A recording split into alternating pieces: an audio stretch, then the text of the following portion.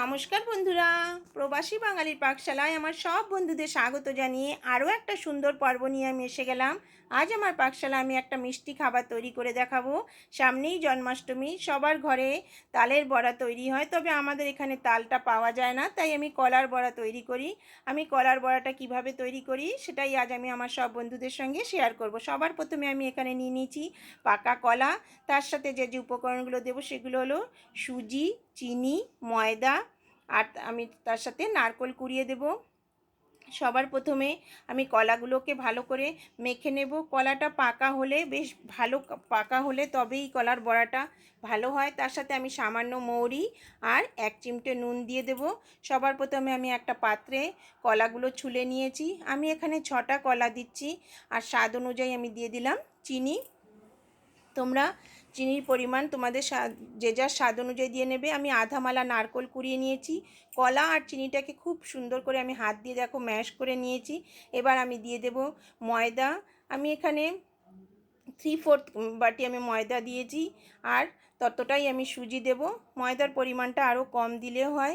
দেখো বন্ধুরা, এবার আমি সুজিটা দিয়ে দিলাম। ময়দা, সুজি, কলা ভালো করে মেখে নেব। তার সাথে আমি কোরানো নারকেল দিয়ে দিলাম।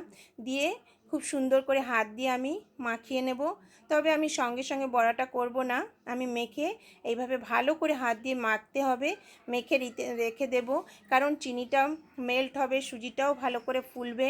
আমি এখন মৌরি আর নুনটা এখন দেব না, বড়াগুলো বানানোর সময় আমি দেব। এবার আমি 2 ঘন্টার মতন আমি এই মাখাটাকে ঢাকা চাপা দিয়ে রেখে দেব। 2 ঘন্টা পরে আমি ফিরে আসছি। দেখো বন্ধুরা, এবার আমি ঢাকা দিয়ে রেখে দিলাম। এবার 2 ঘন্টা পরে একটু রঙটা পরিবর্তন হয়েছে, তাতে কিছু হবে না। এটা বড়া করলে কালারে কোনো পরিবর্তন হবে না। আমি 1 চিমটে নুন আর 2 চা চামচের মতন আমি মৌরি দিয়ে দিলাম। দিয়ে খুব সুন্দর করে মাখতে হবে। যত ভালো করে মাখা হবে বড়াটা ততই সফট হবে। আমি খুব সুন্দর করে বেশ কিছুক্ষণ সময় নিয়ে আমি এটা মেখে নিলাম। তার সাথে আমি তেলটা গরম বসিয়ে দিয়েছি। দেখো বন্ধুরা, আমি এখানে সাদা তেল গরম বসিয়ে দিয়েছি। এই কলার বড়া তৈরি করতে গেলে তেলটা খুব বেশি টানে না। আমি দেখো যতটা তেল দিয়েছি বড়া তৈরি করার পরেও খুব বেশি তেল কম হবে না, খুব বেশি তেল এই বড়াতে টানে না। দেখো এবার সুন্দর করে আমি কলাগুলো বল শেপে আমি করে দিয়েছি। তোমরা চামচ দিয়েও দিতে পারো, তবে আমার হাত দিয়ে দিতে সুবিধা হয়, তাই আমি হাত দিয়ে দিয়েছি। তেলটা ভালো করে গরম হলে তারপর একটু গ্যাস ওভেনের জোরটা কমিয়ে দিলে তবেই ভালো হবে, নাহলে খুব তাড়াতাড়ি লাল হয়ে যায় আর ভিতরে কাঁচা থাকতে পারে। এবার আমি সুন্দর করে উল্টে পাল্টে দিয়ে কালারটা চেঞ্জ হবে, যখন সুন্দর করে লাল লাল ভাজা হয়ে যাবে তখন আমি বড়াগুলোকে উঠিয়ে নেব। আমরা প্রবাসী বাঙালি, আমাদের এখানে তালটা পাওয়া যায় না, তাই আমি কলা দিয়েই বড়াটা তৈরি করি। তবে তালের বড়ার থেকে এই কলার বড়ার স্বাদ কোনো অংশে কম হয় না।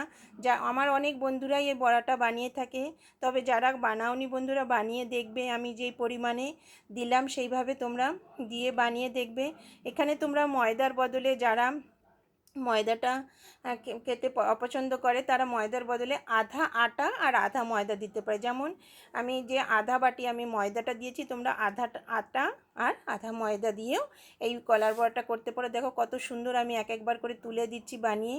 এর যেরকম নরম গরম থাকতে হবে সেই রকম পরেও নরম থাকবে।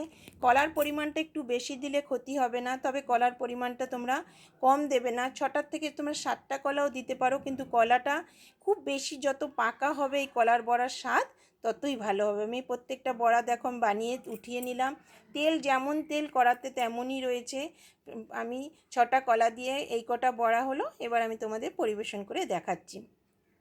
খুব সুন্দর হয় বন্ধুরা এই কলার বড়া।